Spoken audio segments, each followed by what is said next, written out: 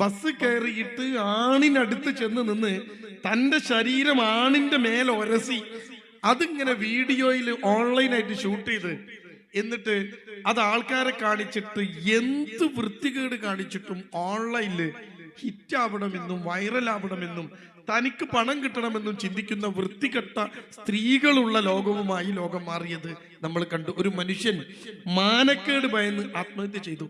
ജീവനേക്കാൾ ഇസ്ലാം പ്രധാനം എന്ന് പറഞ്ഞ ഒരു സാധനമാണ് മാനം.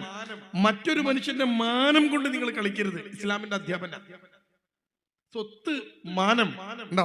ഒരു പെണ്ണിനോട് ഭർത്താവ് ഇല്ലാത്തപ്പോ സൂക്ഷിക്കാൻ പറഞ്ഞത് ഏറ്റവും വലിയ അമാനത്ത് ഭർത്താവിന്റെ സ്വത്തും മാനവുമാണ്. നിന്റെ മാനം കാക്കണം.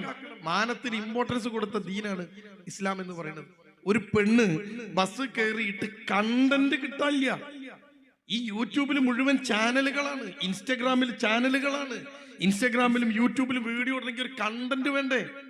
അവനവന്റെ ബെഡ്റൂമിനകത്തുള്ള ദൃശ്യങ്ങൾ പോലും ഉളുപ്പില്ലാതെ പകർത്തിയിട്ട് അത് കണ്ടന്റ് ആക്കാൻ ഉളുപ്പില്ലാത്ത മടിയില്ലാത്ത പുതിയ തലമുറയുള്ള ലോകം. ഇതാണ് ആധുനിക ലോകം.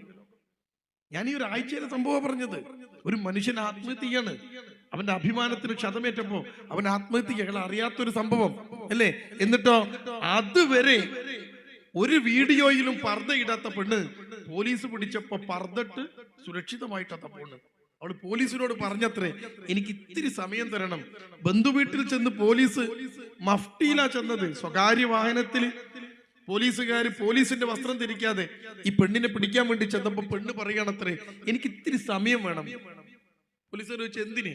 എനിക്ക് വസ്ത്രം ഒന്ന് മാറ്റണം, പർദ്ദടണം, എന്നിട്ടൊരു മുഖം മൂടി ധരിക്കണം. ഓക്കെ, എന്നിട്ട് ആ പർദ്ദ ഇട്ടിട്ടാണ് അവളിപ്പം നടക്കണത്.